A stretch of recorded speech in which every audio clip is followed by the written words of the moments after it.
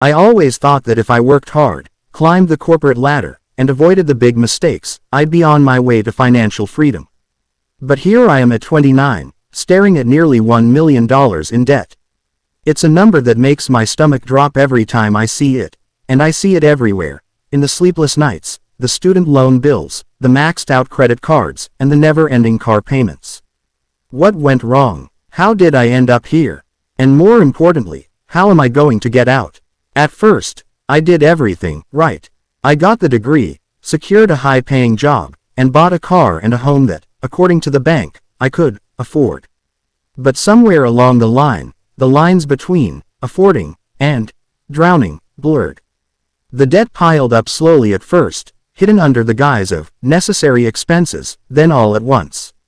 It felt like I was on a treadmill, running as hard as I could but getting nowhere. I tried following the advice of financial gurus like Dave Ramsey. Live on rice and beans, he said, cut up the credit cards. But there was something missing in the advice that didn't fit my situation.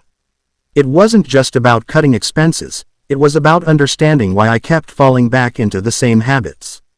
I needed to unravel the emotions behind my spending, the comfort I sought in retail therapy, the way I justified expensive nights out to compensate for my stress. So, I decided to dig deeper. I started by listing every single debt I had, from the smallest credit card balance to the massive mortgage. Seeing it all on paper was terrifying, but also liberating. For the first time, I wasn't hiding from my reality. I confronted it head on.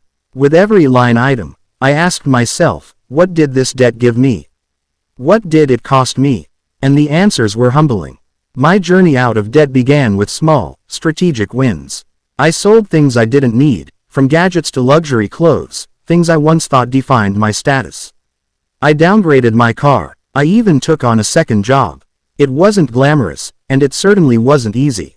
But with each debt I paid off, I felt a little bit lighter.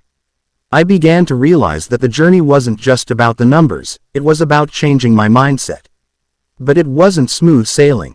There were setbacks, unexpected expenses, temptations to revert to old spending habits, moments when I thought, what's the point? That's when I discovered something Ramsey didn't mention, the power of community. I joined a group of like-minded people who were also struggling to get out of debt. We shared tips, encouraged each other, and held each other accountable. The camaraderie kept me grounded and focused. Today, I'm still not debt-free, but I've cut my total debt in half and, more importantly, I've changed the way I see money. I'm no longer a slave to it. I've learned that financial freedom isn't about having zero debt, it's about understanding your relationship with money and being intentional with every dollar. If you're in a similar situation, know this, it's not the end of the road. Your debt doesn't define you. Take it one step at a time, be honest with yourself, and don't be afraid to rewrite the rules when the traditional advice doesn't fit your life.